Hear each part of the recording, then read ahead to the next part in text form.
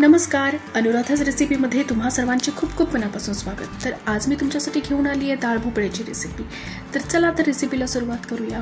तर डाळ भोपळा बनवण्यासाठी इथे सगळ्यात आधी घेऊया 1.5 कप तुरीची डाळ।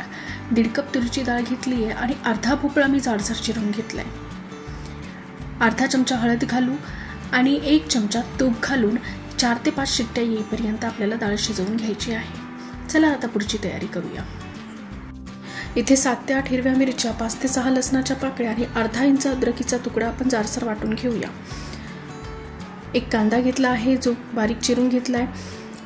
4 ते 5 कढीपत्त्याची पानं आणि थोडीशी कोथिंबीर चिरून घेतली आहे। आता आपली डाळ पण शिजलेली आहे। डाळीला चांगलं फेटून घेऊ आणि अगदी सिंपल असा तडका आपण याला देणार आहोत। तेल गरम झालं की त्याच्यामध्ये थोडासा हिंग, 1 चमचा मोहरी आणि 1 चमचा जिरं घालून चांगलं तडतडू द्यायचं। जिरं आणि मोहरी चांगलं तडतडलं की त्यामध्ये कांदा घालूया आणि कढीपत्ता घालून घेऊ। कांदा व्यवस्थित ब्राऊन होऊ द्यायचा। चांगला ब्राऊन होईपर्यंत कांद्याला परतून घेऊ।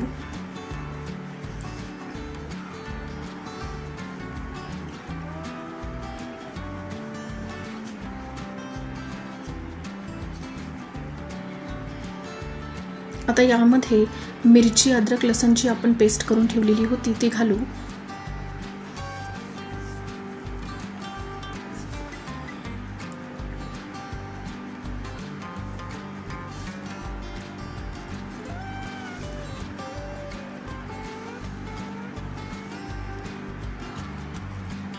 अगदी झटपट होणारी ही रेसिपी आहे।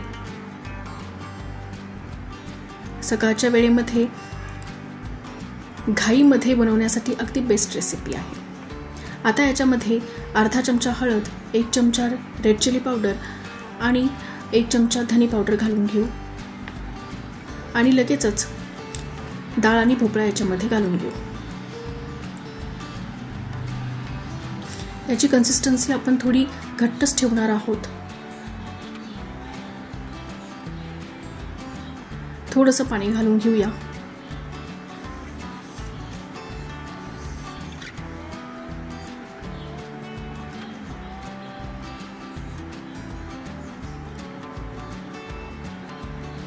वरतून कोथिंबीर ऍड करून घेऊ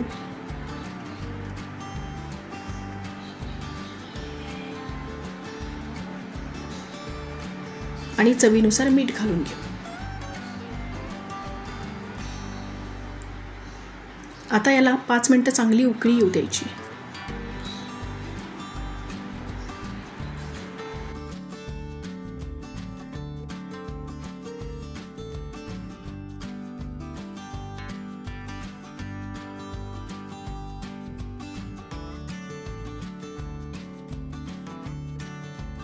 आता याला वरतून तडका देऊन घेऊ। तर तडका पॅन मध्ये मी 2 चमचे तूप घेतलं आहे।